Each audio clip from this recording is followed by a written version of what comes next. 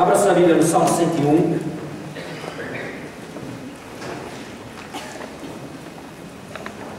Deixa eu abrir com um pedido de desculpas. Não sei se o seu desespero ou não. Quando o seu irmão já começa com um pedido de desculpas, não é um bom sinal. Mas eu não fiz uma apresentação de PowerPoint. Se você toma notas, não foi falta de tempo, não foi disposição, foi falta apenas de capacidade mesmo. Salmo 101 foi um estudo fascinante e eu comecei a ter dificuldades ao iniciar uma apresentação porque eu temi começar a embaralhar mais a sua cabeça do que ajudar. Então eu espero que isso não leve você ao desespero, mas para compensar eu quero iniciar contando uma história barra piada. Conta essa história de um rei num lugar distante, conhecido pela sua coragem em suas batalhas e conquistas. Esse rei adotava uma estratégia curiosa que levou e atiçou a curiosidade do seu soldado mais próximo, seu escudeiro. Esse rei tinha o costume de sair por batalhas sempre usando vermelho. Ele não era militante, ele não fazia parte de nenhum partido, ele apenas usava vermelho. Quando algo acontecia e ele deveria sair às batalhas, ele vestia a sua couraça vermelha, o seu manto vermelho, o seu colete vermelho e saía para a batalha. E ele ficou conhecido pelo rei vermelho. Então um dia o seu escudeiro fez a pergunta: por que meu senhor usa sempre vermelho em batalhas? Ele falou assim: a razão é muito simples, é uma questão de liderança. É uma questão de liderança porque ao ser ferido em batalha, os meus soldados não veem meu ferimento, então eles não perdem a coragem e continuam me seguindo na batalha. O escudeiro ficou impressionado com tamanha estratégia. Então um dia o rei estava nos seus aposentos, tocou-se o sinal de alerta, o escudeiro entrou apressado e o rei perguntou: qual é a situação? Vestindo a sua couraça vermelha. E o escudeiro começou a relatar a situação. A torre 1 já foi tomada. Metade dos soldados já pereceram em batalha tentando resistir. Há 100 pelotões na frente do castelo e várias catapultas colocadas em momentos estratégicos. O rei olhou para o escudeiro e falou: traga minha calça marrom.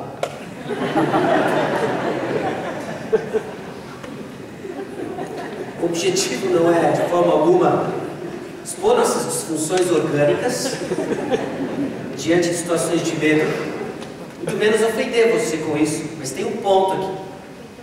Eu quero chamar a atenção que de alguma forma nós vamos ver aqui no Salmo 101. A coragem dos liderados muitas vezes está relacionada com a condição do seu líder. E o que nós vamos ler no Salmo 101 reflete exatamente isso quando aplicamos a nossa caminhada espiritual.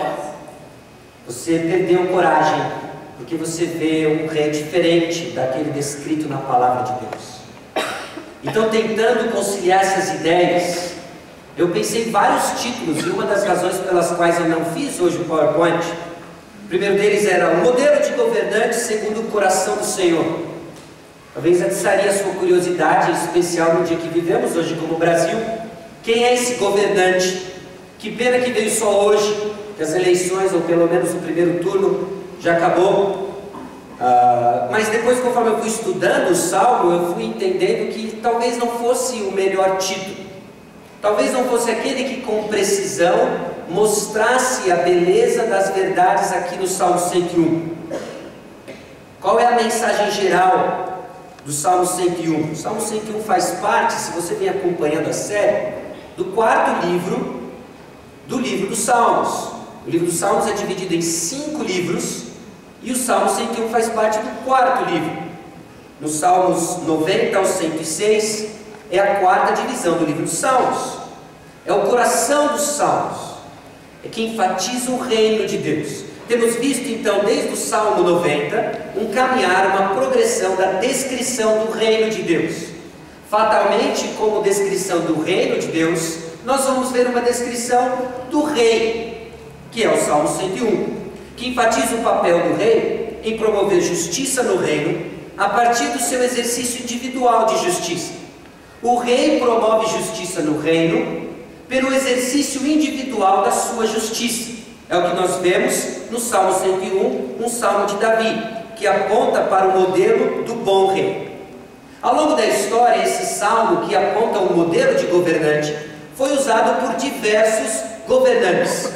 Na Europa havia um camarada conhecido como Ernesto Devoto, que ele distribuía cópias do Salmo 101 a oficiais que talvez estivessem envolvidos em corrupção ou má gestão. Imagina você receber a cópia do Salmo 101 como recado do seu desempenho no governo. Salmo 101. Você não está indo bem, você precisa refletir no Salmo 101, o modelo do Salmo, o Salmo do príncipe, assim conhecido. O Salmo 101 então declara um compromisso do rei de viver com integridade e manter integridade na comunidade. Nesse reino de Deus havia um papel para o rei, e o papel do rei é descrito no Salmo 101. Então nós vamos fazer a primeira leitura no Salmo 101. Cantarei a bondade e a justiça, a ti, Senhor, cantarei. Atentarei sabiamente ao caminho da perfeição. Ó, quando virás ter comigo? Portas adentro em minha casa, terei coração sincero. Não porei coisa injusta diante dos meus olhos, aborreço o proceder dos que se desviam. Nada disso se me pegará. Longe de mim o coração perverso, não quero conhecer o mal. Ao que as ocultas caluniam o próximo, a esse destruirei. Ao que tem olhar altivo, coração soberbo, não suportarei. Os meus olhos procurarão os fiéis da terra, para que habitem comigo. O que anda em reto caminho, esse me servirá. Não há de ficar em minha casa o que usa de fraude, o que profere mentiras, não permanecerá ante os meus olhos. Manhã após manhã, destruirei todos os ímpios da terra, para limpar a cidade do Senhor dos que praticam a iniquidade. A leitura do Salmo 101, a princípio, promove uma série de perguntas, algumas difíceis de responder quando somos treinados, via de regra, a ler o texto bíblico e sair aplicando, a entender a palavra de Deus como uma lista de princípios morais e éticos que devem ser aplicados pelo povo de Deus, hoje no nosso contexto, igreja.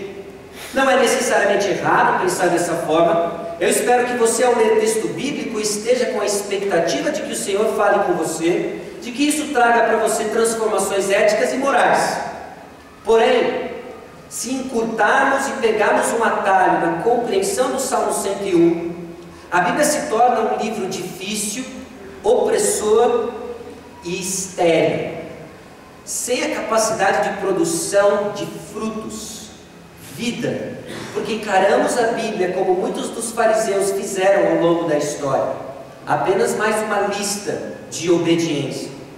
E se torna extremamente desafiador quando nós vemos que somos chamados a cantar bondade e justiça, quando nós somos chamados a atentar seriamente para o caminho da perfeição, quando a partir do versículo 3 tudo o que lemos é uma lista, na verdade, de condenação. Somos chamados a ter olhos puros, aborrecer o proceder dos que se desviam, nada disso se me pegará. Enquanto lemos, somos lembrados de nossas falhas. Saímos daqui então oprimidos porque lemos a Bíblia esquecendo o personagem principal.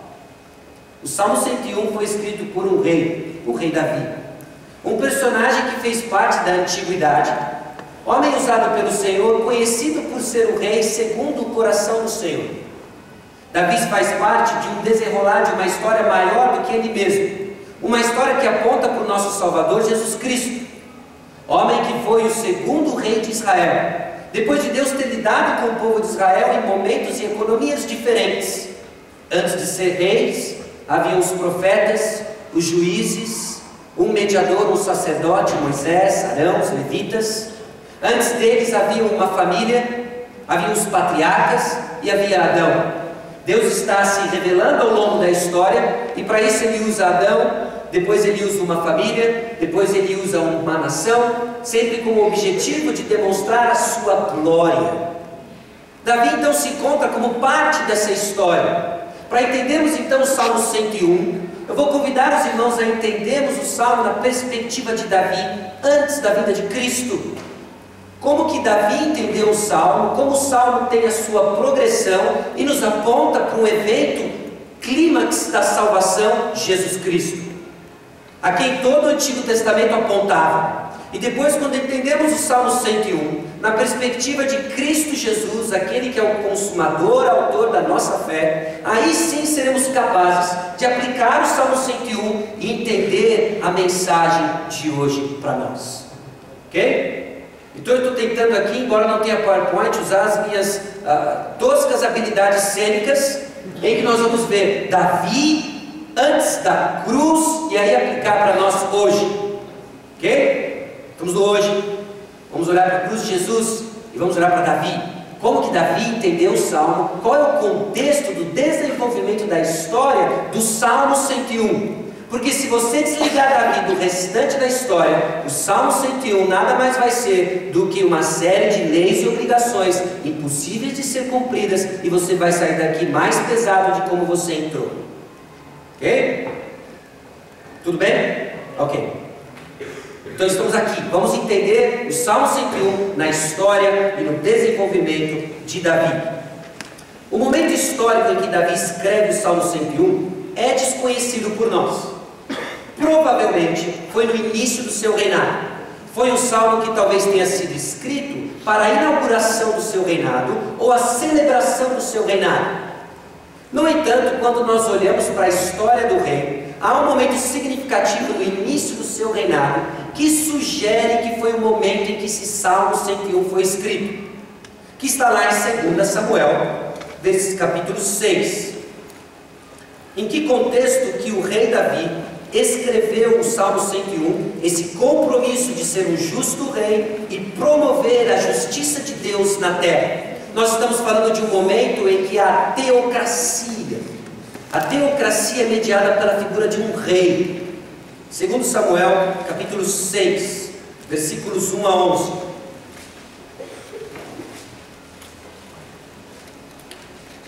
Tornou Davi a juntar todos os escolhidos de Israel em número de 30.000. Dispôs-se e com todo o povo que tinha consigo, partiu para Baalá de Judá, para levarem de lá para cima a arca de Deus, sobre a qual se invoca o nome do Senhor dos Exércitos, que se aceita acima dos querubins. Puseram a arca de Deus num carro novo, e a levaram da casa de Abinadab, que estava no outeiro, e Uzá e Aiô, filhos de Abinadab, guiavam o carro novo. Levaram-no com a arca de Deus da casa de Abinadab, que estava no outeiro, e Aiô ia adiante da arca.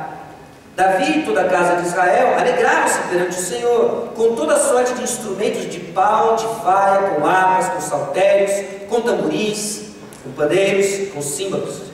Quando chegaram à eira de Nacô, estendeu Uzá a mão à arca de Deus e a segurou, porque os bois tropeçaram.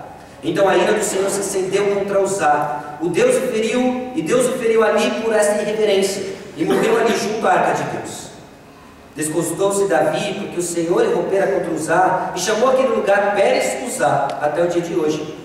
Temeu Davi ao Senhor naquele dia e disse: como virá a minha arca do Senhor? Não quis Davi retirar para junto de si a arca do Senhor para a cidade de Davi, mas a fez levar à casa de Obed-edom, o geteu. Ficou a arca do Senhor em casa de Obed-edom, o geteu, 3 meses. E o Senhor o abençoou e a toda a sua casa. Essa já é uma passagem conhecida pelos irmãos. Nós lemos essa passagem recentemente quando passamos por um outro salmo no 4º livro.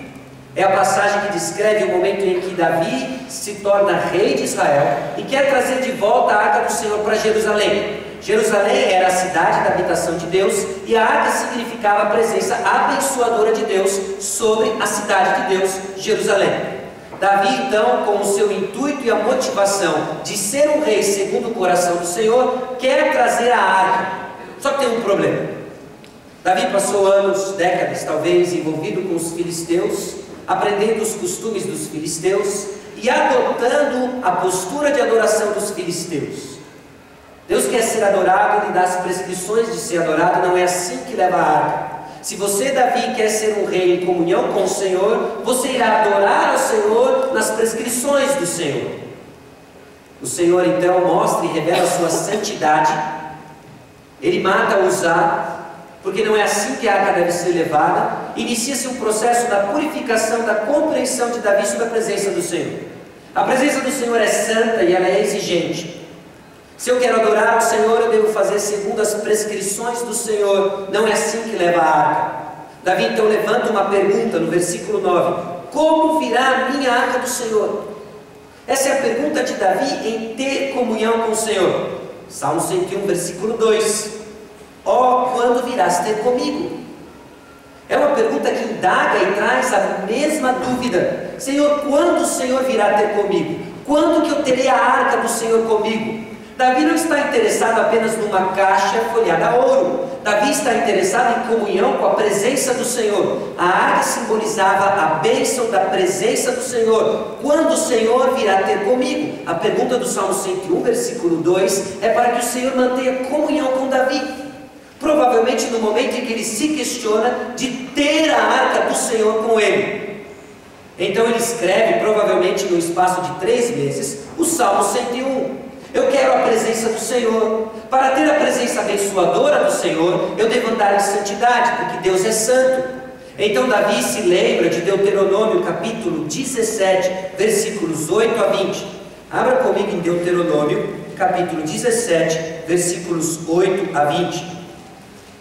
O rei Davi, um homem segundo o coração do Senhor, quer ser um rei que detém a presença do Senhor, que desfruta da presença do Senhor.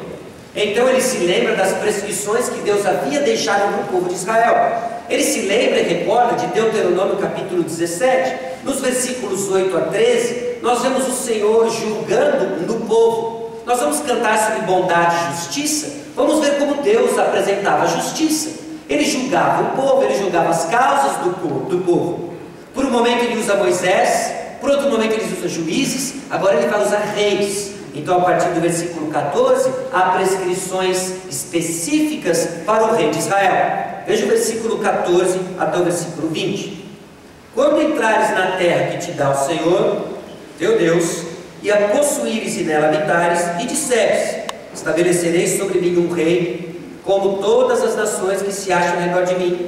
Estabelecerás com efeito sobre ti como rei aquele que o Senhor teu Deus escolher. Homem estranho, que não seja dentre os teus irmãos, não estabelecerá sobre ti, e sim um dentre eles. Porém este não multiplicará para si cavalos, nem fará voltar o povo ao Egito, para multiplicar cavalos, pois o Senhor vos disse: nunca mais voltareis por este caminho. Tampouco para si multiplicará mulheres, para que o seu coração se não desvie, nem multiplicará muito para si prata ou ouro. Também, quando se assentar no trono do seu reino, escreverá para si um traslado dessa lei no livro, do que está diante dos levitas e sacerdotes. E o terá consigo, e nele lerá todos os dias da sua vida, para que aprenda a temer o Senhor, seu Deus, a fim de guardar todas as palavras desta lei, e esses estatutos para os cumprir. Isto fará para que o seu coração não se eleve sobre os seus irmãos, e não se aparte do mandamento, nem para a direita, nem para a esquerda, de sorte que prolongue os dias do seu reino, ele e seus filhos, no meio de Israel. Um rei que buscava justiça e bondade. Então o rei Davi, exposto à lei do Senhor, aprendendo as prescrições do que significava ter a presença do Senhor no meio do povo de Israel, entende que para levar a arca não seria num carro de boi. Entende que para levar a arca haviam prescrições já estabelecidas por Deus nesse livro que ele deixou para os reis. Davi então cresce na compreensão de que para ser um bom rei, de ser um rei modelo que irá promover justiça e bondade, ele precisava da palavra do Senhor. Estudando a palavra do Senhor, o rei Davi descobre que o modelo de um bom rei era aquilo que nós vemos descrito nos versículos 3 a 8, que mescla características negativas do que ele não toleraria no seu reinado, que mescla características negativas do que ele não toleraria no seu caráter, e mescla no coração, no versículo 6, as características do habitante do reino.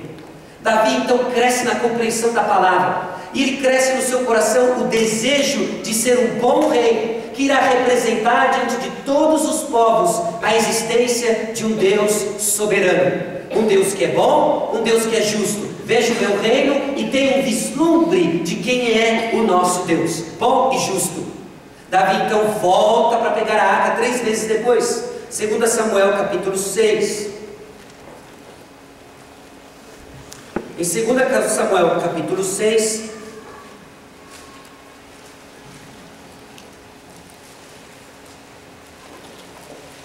Davi retorna para buscar a arca.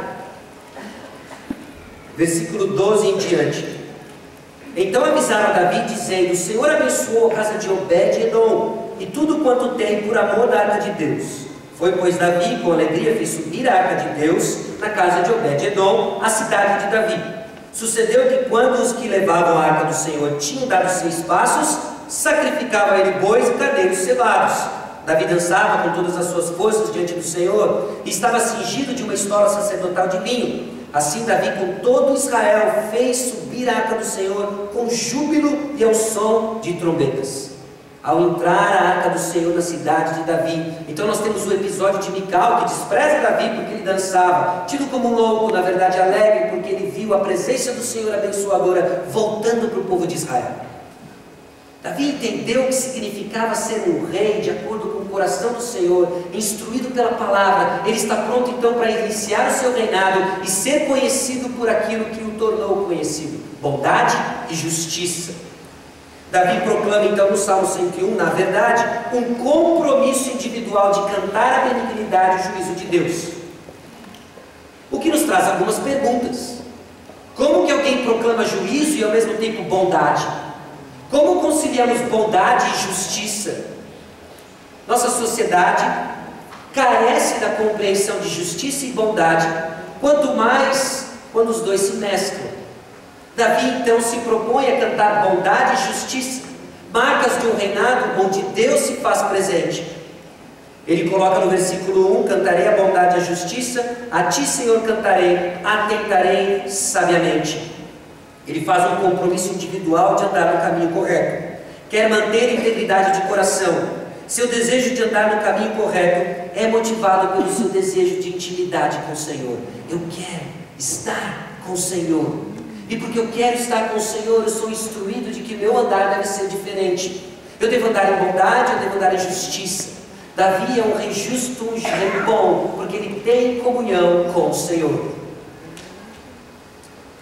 Porta dentro em minha casa, então, terei coração sincero. O seu compromisso começa individual. Começa individual dentro de casa.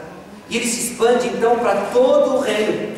Não há de ficar em minha casa o que usa de fraude, não profere mentiras, não permanecerá ante os meus olhos. Versículo 7.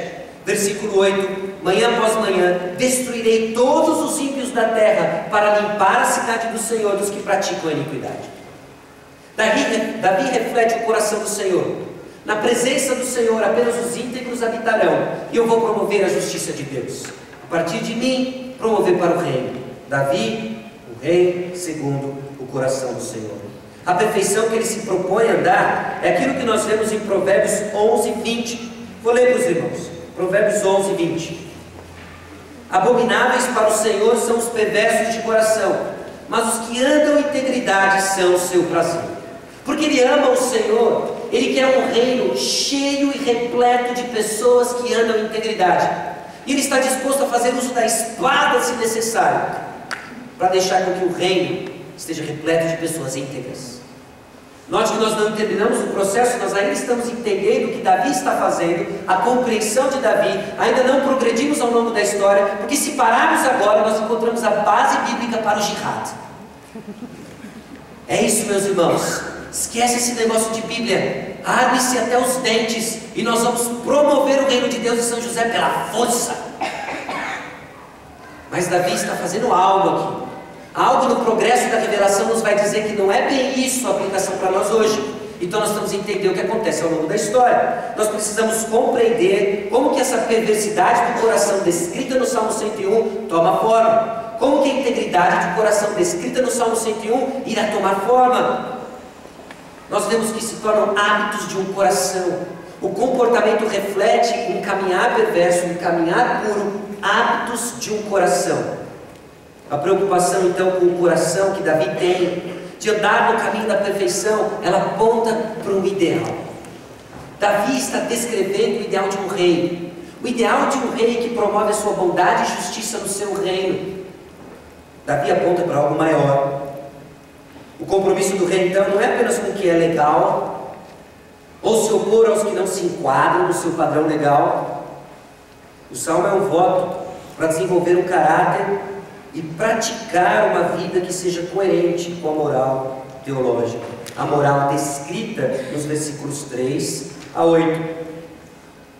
Não é uma responsabilidade meramente individual, mas uma promessa de que sua própria vida e uso de autoridade para nutrir a própria moralidade. Davi se entrega de corpo e alma, ele está disposto a viver uma vida diferente, porque ele quer promover a moral no reino de Deus. E começa então a partir da sua justiça própria. Na justiça de Davi é que ele irá promover a justiça de Deus no reino. Ele aponta para uma realidade. O caminho correto é descrito então nos versículos 3 a 8. Olhos puros, versículo 3. Desprezo pelo caminho dos ímpios, esses que se desviam. A falha em manter a fé, quebra de compromisso, ser desonesto. Davi abomina tudo aquilo que, tristemente, irmãos, nós observamos hoje na nossa sociedade, na nossa cultura. Davi não quer ter comunhão, proximidade com o coração perverso, ímpio, com a ideia de virar a cabeça para baixo, o que é bom. Esse coração perverso descrito para nós no versículo 4, longe de mim o coração perverso, são aqueles que chamam o bom de mal e o mal de bom, aqueles que deturpam a moral. Davi não quer ter parte com eles no seu voto de bom rei. Ele não quer conhecer o mal, ele quer abafar a maledicência, ele não vai suportar aqueles que fofocam no seu reino, na sua casa. Longe de mim os que praticam essas coisas. Ódio pelo soberbo, a arrogância, supostamente acreditar que seja possível viver sem Deus e seu auxílio. Essa autossuficiência, Davi quer erradicar da sua presença. No reino de Deus, ninguém vai ser soberbo. Davi quer erradicar isso. Davi está atento aos fiéis. Esses sim vão habitar comigo, no versículo 6. Os que andam no caminho perfeito servirão ao rei, mas o que usa de mentiras não habitará com o rei.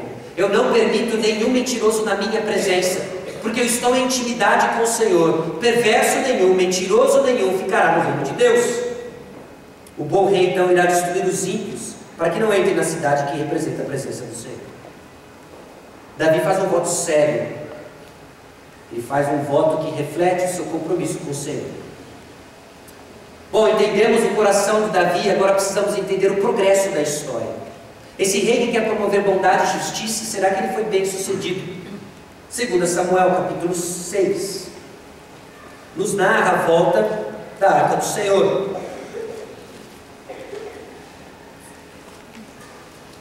2 Samuel capítulo 7, versículos 12 a 16, é a aliança que Deus faz com Davi. Uma vez que a presença do Senhor é reinstalada na cidade de Davi, em Jerusalém, nós temos aqui a aliança davídica. A aliança que Deus faz com Davi, versículos 12 a 16, do capítulo 7. Quando teus dias se cumprirem e descansares com teus pais, então farei levantar depois de ti o teu descendente, que procederá de ti, e estabelecerei o seu reino. Este edificará uma casa ao meu nome, e eu estabelecerei para sempre o trono do seu reino.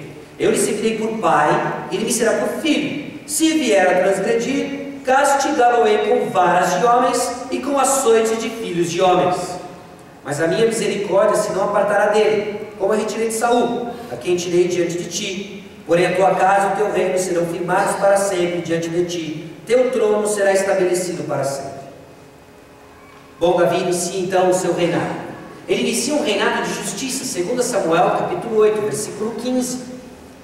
Reinou, pois, Davi sobre todo Israel, julgava e fazia justiça a todo o seu povo. Davi aponta para um modelo de reinado onde a justiça impera. Ele reina com justiça o reino de Deus, Israel. Não só com justiça, mas o capítulo 9 descreve a bondade de Davi. Capítulo 9, versículo 1. Disse Davi: resta ainda porventura alguém da casa de Saul, para que use eu de bondade para com ele por amor de Jonatas. Davi não está satisfeito em apenas ser um justo rei, ele quer ser um rei bondoso. Ele vai cantar da justiça e da bondade de Deus. Por isso então ele exerce justiça no reino, por isso então ele exerce bondade com os descendentes de Jonatas, Mefibosete. Davi é um bom rei. Davi, porém, aponta para algo maior, também ilustra a necessidade de alguém maior. Porque a história não para em Davi. Porque Davi não é quem a gente precisa. Não é Davi aquele que promove justiça no reino de Israel que nós precisamos? Não é Davi o rei bondoso que nós precisamos? Porque depois do capítulo 9 veio o 10 e na sequência veio o 11. Davi fez um voto severo diante do Senhor, que mostrava o seu coração de querer servir com bondade e justiça. Mas então nós temos o relato de 2 Samuel, capítulo 11. 2 Samuel, capítulo 11.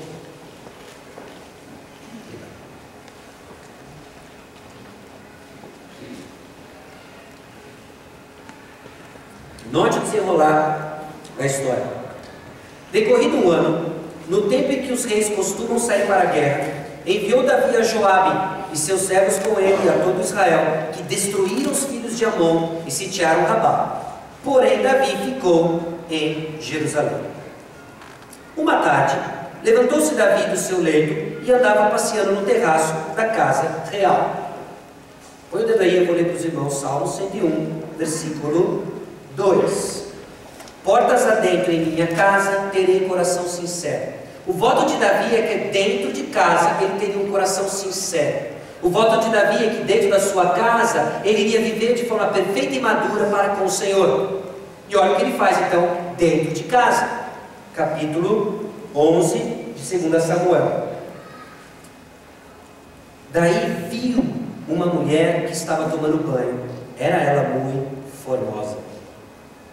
Versículo 3 do Salmo 101. Não porém coisa injusta diante dos meus olhos, mas Davi viu uma mulher tomando banho. Dentro da sua casa, o lugar onde ele havia jurado que ele seria um Deus justo, um rei justo e bom. Ele viu uma mulher tomando banho, que não era sua esposa.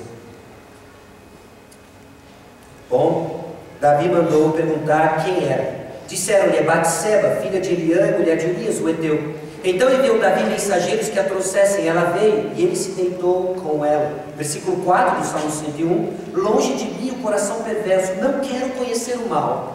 E Davi conheceu o mal com Batseba. Não era sua esposa. Ele viu dentro de sua casa, chamou para si e tomou para si mesmo a esposa de outro homem.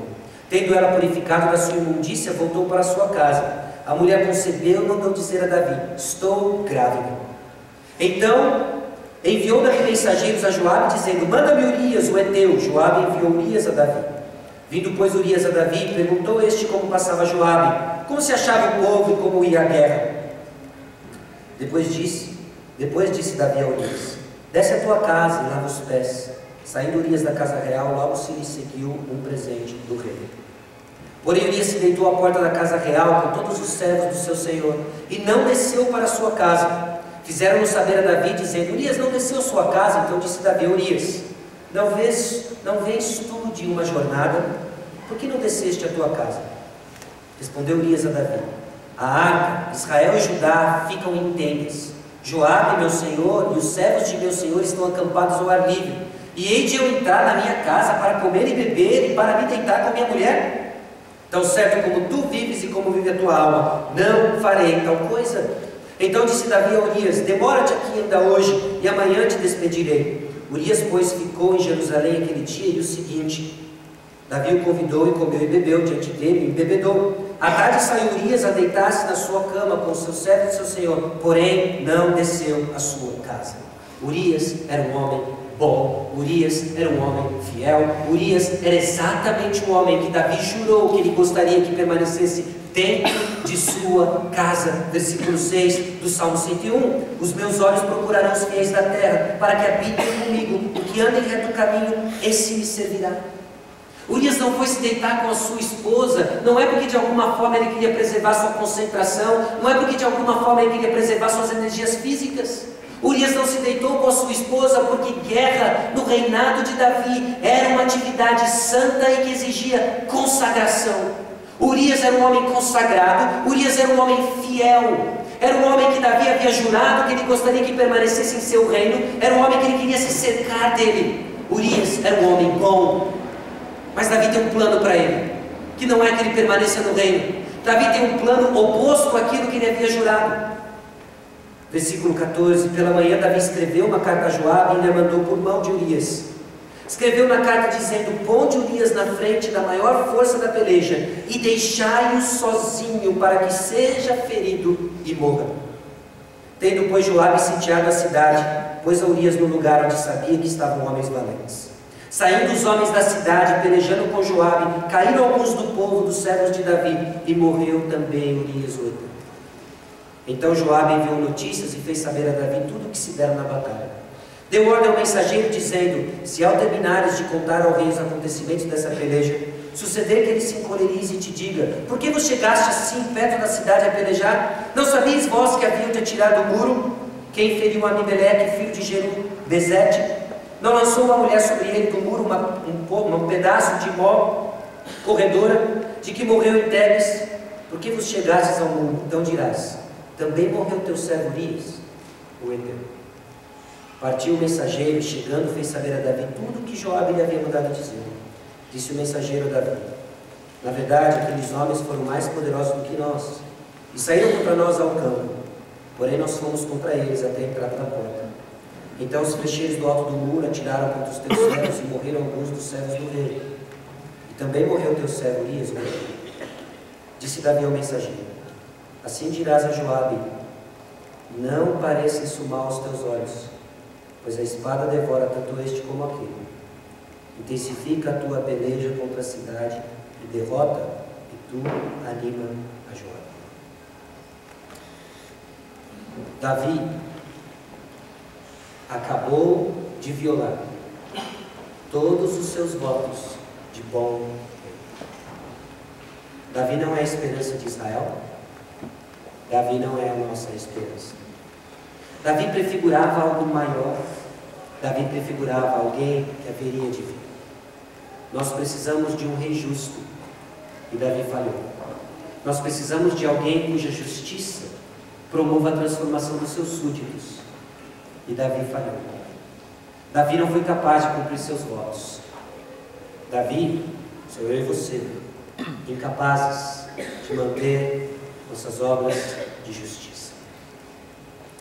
Para cada um dos pontos descritos, então, nos versículos 3 a 8 do Salmo 101, Davi mostrou uma falha moral. Ele tem o desejo no coração de ser um bom rei, mas falhou. Qual a esperança, então, que resta para nós? Qual a esperança que resta para Israel? Bom, Lucas capítulo 24, versículos 44 e 47. Nos mostra que essa história que se desenvolve em Davi, mostrando a sua falha como rei capaz de promover bondade e justiça, encontra o seu fim na sua própria moral. Seus votos apenas o condenaram. O Salmo 101, então, antes de ser para nós uma regra de conduta, é para nós, meus irmãos, condenação. O Salmo 101 mostra como eu e você falhamos. Falhamos em manter nossos olhos puros, falhamos em manter nossa língua pura, falhamos em ter um coração bom, falhamos em nos associar com pessoas que são ímpias e não clamam os mesmos valores dos reis, do rei Jesus. Salmo 101 traz para nós uma dura condenação e um padrão elevado que nem Davi, em toda a sua maior motivação, foi capaz de seguir. Lucas capítulo 24, versículos 44 a 47, então, nos traz luz no Salmo 101. A seguir, Jesus lhe disse: são essas as palavras que eu vos falei, estando ainda convosco. Importava que se cumprisse tudo o que de mim está escrito na lei de Moisés, nos profetas e nos salmos. Então lhes abriu o entendimento para compreender as Escrituras. E lhes disse: assim está escrito que o Cristo havia de padecer e ressuscitar dentre os mortos no terceiro dia. E que em seu nome se pregasse arrependimento para a remissão de pecados a todas as nações, começando de Jerusalém. O Salmo 101 fala de alguém maior que Davi.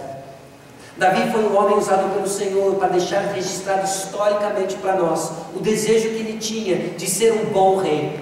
Davi foi usado pelo Senhor para apontar para nós, prefigurar para nós a vinda de um bom rei.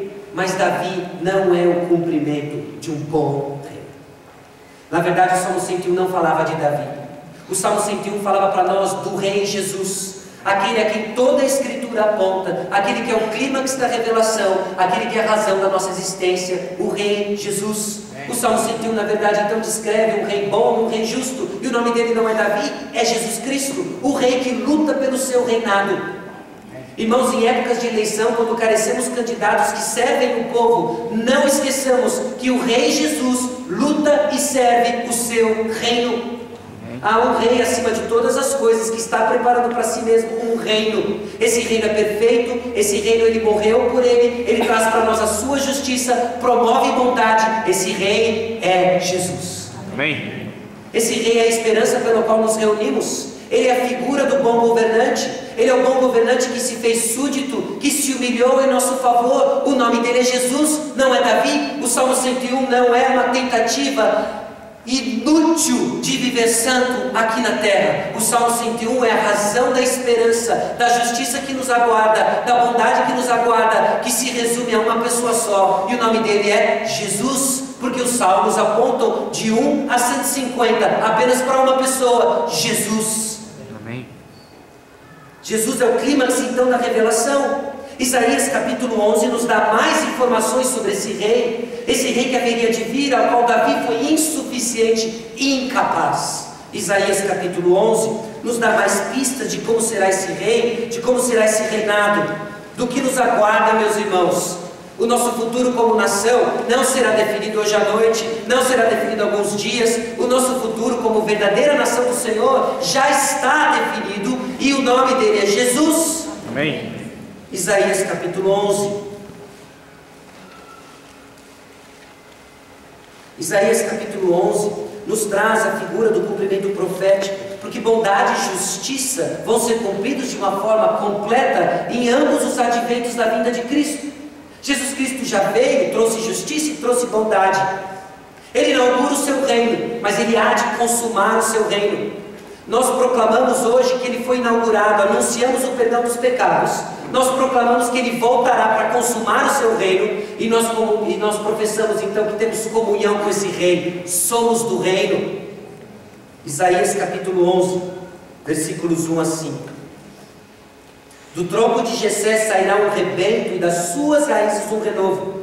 Repousará sobre ele o Espírito do Senhor, o Espírito de sabedoria e de entendimento, o Espírito de conselho e de fortaleza, o Espírito de conhecimento e de temor do Senhor. Deleitar-se-á no temor do Senhor, não julgará segundo as vistas dos seus olhos, nem repreenderá segundo o ouvir dos seus ouvidos, mas julgará com justiça os pobres, e decidirá com equidade a favor dos mansos da terra. Ferirá a terra com a vara de sua boca, e com o sopro dos seus lábios matará o perverso. A justiça será o cinto dos seus lombos, e a fidelidade o cinto dos seus rins. O que Davi falhou, Jesus vai cumprir. Amém. O que Davi falhou, Jesus há de cumprir. O que o seu coração talvez esteja atribulado, temendo o próximo governante, ele não vai cumprir. Mas Jesus vai cumprir com o seu cetro de justiça perfeito, fará equidade para os pobres e proclamará justiça e bondade de forma perfeita. Nenhum candidato faz isso. Se a sua esperança então é o partido, não é à toa que sua vida é miserável, porque a nossa esperança é o Rei Jesus. Amém. É um rei, porque modelo nenhum prevalece diante da justiça do nosso rei. Tem data para iniciar. Quando é? Eu não sei. Mas o Pai sabe. E vai ser no momento certo. Vai ser no momento certo. Esse que virá do tronco de Jessé é a nossa esperança. Efésios 1:10 nos aponta que toda a história culmina em Cristo. Ele é a chave para compreendermos o universo. É nele que encontramos consolo diante de injustiças. Eu sei, dói. Enquanto não encontramos a justiça, enquanto nossos corações são atribulados diante de tanta corrupção, o cetro de justiça virá de forma perfeita e no tempo certo. A justiça de Deus então virá, será vista em seu reino, para que a sua misericórdia seja vista. E assim que vemos justiça e bondade andando juntos no reino perfeito do Rei Jesus. Davi e todo o Antigo Testamento então são sombras do que haveria de vir, Jesus. Tudo que nós vemos então no Antigo Testamento apontava para uma realidade. Uma realidade que nós conhecemos o progresso da história e sabemos que isso será culminado em Cristo Jesus. Existem aspectos do Salmo 101 que foram cumpridos no primeiro advento de Cristo Jesus. Existem aspectos do Salmo 101 que serão cumpridos na segunda vinda do Senhor Jesus. Nós estamos aguardando a consumação do reino, que já foi inaugurado, mas ainda falta a presença do rei, a presença do rei literal. 2 Samuel capítulo 7, como que o rei está edificando um reino? Como que esse rei Jesus está edificando então o reino? 2 Samuel 7,14. Quando o Senhor estabelece essa aliança com o rei Davi, no versículo 14 ele coloca detalhes que são surpreendentes. Ao falar do seu descendente que transcende Salomão, o rei Davi diz o seguinte no versículo 14. O Senhor diz o seguinte no versículo 14: eu lhe serei por pai, e ele me será por filho. Se vier a transgredir, castigá-lo-ei com varas de homens e com açoites de filhos de homens. O contexto, meus irmãos, é o estabelecimento de um reino onde o Senhor reina. E o Senhor joga para Davi uma informação. Ele diz que se ele vier a transgredir, o teu descendente, castigá-lo-ei com varas de homens e com açoites de filhos de homens. Havia uma punição para a transgressão no reino de Deus. Açoites, varas, castigos. E não foi nas costas dos súditos, foi nas costas do rei. Foi nas costas do rei, que está edificando um reino e assumiu o lugar de súdito. 2 Coríntios capítulo 5, versículo 21.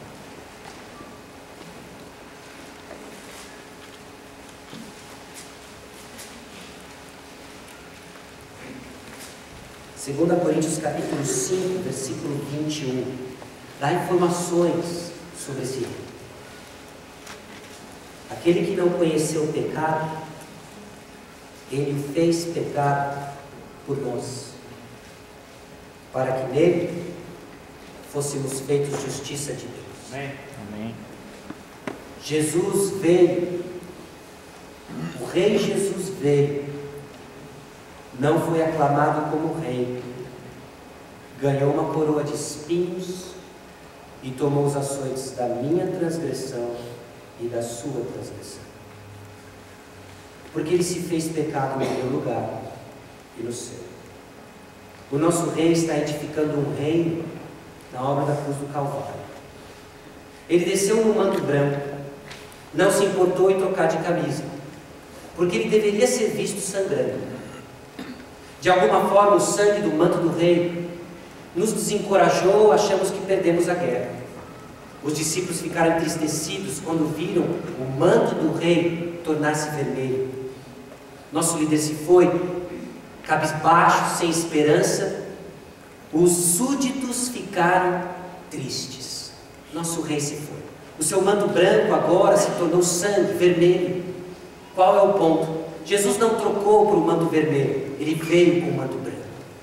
E nós precisávamos ver o manto vermelho, porque era justamente no paradoxo de Deus que nós ganharíamos esperança. Então seu manto vermelho se tornou branco, branco o suficiente para vestir nossos trapos e imundícias da guerra contra o pecado, num manto branco. Os súditos do reino então estão sendo arrebanhados. Deus está edificando um reino para si mesmo, chamando os seus súditos pela mensagem da cruz, porque é na cruz que a justiça e a bondade se encontram. Esse paradoxo que nenhum governo sequer vai ser capaz de explicar, Jesus Cristo explicou numa coroa de espinhos e nos cravos que foram colocados em suas mãos. Ele veio como um cordeiro, mas ele não é só um cordeiro, ele é um leão. Ele é um cordeiro que morreu em nosso lugar, mostrando a sua bondade, e haverá de voltar como um leão para mostrar sua justiça e equidade. Jesus Cristo é tudo o que nós precisamos. Ele é o nosso rei ao qual nós olhamos e prestamos atenção para termos esperança. Então, meus irmãos, na batalha contra o pecado, nesse momento de reino que vivemos de transição, que ele foi inaugurado, mas não consumado, coloque os seus olhos no Rei. Porque alguns têm tirado os olhos do Rei. Você anda triste olhando a sua justiça, olhando as formas como você viola os versículos 3 a 8, olhando seus olhos impuros, olhando a sua falsidade de boca, olhando o seu coração perverso. Você contempla o pecado, desanima e está derrotado. Eleve os seus olhos e olhe para Cristo, porque o manto dele é branco. Ele colocou sobre você um manto de justiça branco, dando a você a coragem de continuar guerreando pelos valores do reino. Então o Salmo 101 aponta para nós que nós estamos condenados porque falhamos em cumprir bondade e justiça. O Salmo 101 aponta para nós aquele que foi perfeito em cumprir bondade e justiça. E o Salmo 101 nos dá agora outro parâmetro de ética para viver, não mais no reino de morte, mas de vida. Senhor, o que significa viver no reino? Faça como o rei. Como ele fez? Bondade e justiça. Aí sim eu vou para o versículo 3 e entendo a exortação de viver de olhos puros, porque é assim que é o meu rei. Foi por isso que ele morreu. Ele me comprou em justiça, acreditou em mim a sua justiça, me libertando do poder do pecado, para que eu tenha assim olhos puros e ser aquilo que já sou em Cristo. Ele me libertou então da maledicência, a fofoca que divide tantos, que fere, que machuca. O nosso rei não tem impureza nos seus lábios. E ele morreu por causa da sua impureza, da minha impureza de lábios. Para quê? Para que não mais estejamos sob o domínio da impureza de lábios e tenhamos então as marcas de que somos de um novo reino, o reino de Cristo. Os súditos então seguem o rei Jesus, porque ele é quem cumpriu o Salmo 101. Davi falhou, você falhou, eu falhei. O Evangelho então nos é apresentado mais uma vez, porque Jesus está rebanhando para si mesmo os súditos. E talvez você esteja aí cansado e oprimido porque você sempre creu na sua justiça. O Salmo 101 para você é um fardo pesado demais para carregar, porque é o peso da lei mostrando a realidade do seu pecado. Jesus então disse: vem para o meu reino. Meu manto era branco, se fez vermelho, para que o seu manto sujo se tornasse puro como o meu. Hoje é dia de salvação. Amém. Talvez você está aí desanimado. Você creu na mensagem do Senhor Jesus Cristo, mas você está cansado da opressão, cansado da injustiça, cansado do seu próprio pecado. A cruz de Jesus mostra para nós que o pecado que lhe aflige já foi pago. A cruz de Jesus mostra para nós que o novo reino foi inaugurado e que o cetro de justiça virá, e que o reino de Jesus virá a ser consumado e teremos descanso do que nos faz cansados. É a cruz de Jesus a esperança para, se você seja um perdido, tornar-se salvo. Você salvo, cansado, renovar suas forças. Olhemos para o reino, onde bondade e justiça se encontram, num paradoxo que tem transformado a humanidade. E o que ele faz para os seus? Judas capítulo 1, versículo 24.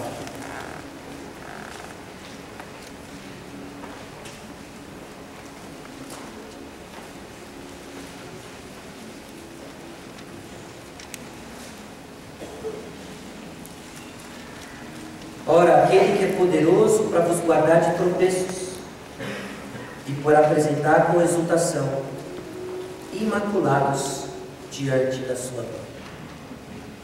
Só Jesus é capaz de nos livrar de tropeços. Só Jesus é capaz de nos preservar imaculados para a sua glória. Olhamos para o reino, enquanto aguardamos aquilo que Apocalipse capítulo 15 descreve.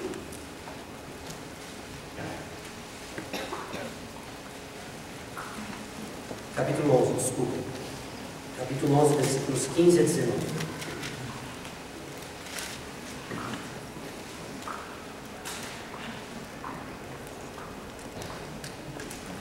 O sétimo anjo tocou a trombeta e houve no céu grandes vozes dizendo: o reino do mundo se tornou de nosso Senhor e do seu Cristo, e ele reinará pelos séculos dos séculos. E os 24 anciãos que se encontram sentados no seu trono diante de Deus, prostraram-se sobre o seu rosto e adoraram a Deus, dizendo: graças te damos, Senhor Deus Todo-Poderoso, que és e que és, porque assumiste o teu grande poder e passaste a reinar. Na verdade, as nações se enfureceram, chegou, porém, a tua ira e o tempo determinado para serem julgados os mortos. a justiça de Deus. Para dar o galardão aos teus servos, os profetas, aos santos e aos que temem o teu nome, a bondade de Deus, tanto aos pequenos como aos grandes, e para destruir os que destroem a terra. Abriu-se então o santuário de Deus que se acha no céu, e foi vista a arca da aliança no seu santuário, e sobrevieram relâmpagos, vozes, trovões, terremoto e grande saraivá. Abomináveis para o Senhor são os perversos de coração. Nós, perversos de coração. Mas os que andam em integridade são o seu prazer. Nós, os que em Cristo, andamos em Cristo, somos o prazer de Deus. A razão pela qual nós somos fulminados é porque o manto branco do reino está em cada um dos que creem em Jesus Cristo. Amém. Esse rei recruta súditos para o reino na cruz do Calvário, onde bondade e justiça se encontram. Seus súditos então são transformados na ética do reino enquanto aguardam sua manifestação completa, onde finalmente o rei Jesus reinará com cetro de justiça e eterna bondade aos seus.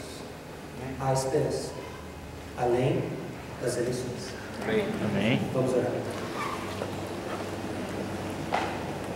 Senhor nosso Deus e Pai, nós chegamos diante do Senhor mais uma vez, confrontados e consolados pelos vislumbres da mensagem da cruz. Nós te louvamos, ó Deus, porque justiça e bondade se encontram na pessoa do nosso Salvador, o Senhor Jesus Cristo. É Ele então que cantamos. Cantar bondade, cantar justiça é cantar do que Cristo fez em nosso favor para a glória do Pai. Você dá graça aos teus filhos, encoraja o coração de cada um. Que talvez, ó Deus, perdidos em tantas informações sobre eleições, o futuro incerto da nossa nação, a certeza que temos é suficiente para nos acalmar e aprumar nossa direção. A certeza que temos é que o nosso Rei bondoso veio em forma de cordeiro, morreu por causa dos nossos pecados, acreditou em nós a sua justiça. Esse cordeiro é também o leão, que virá em justiça, e seu cetro reinará de forma perfeita e com perfeita equidade, jamais vista em governo e partido algum desse planeta, nessa história.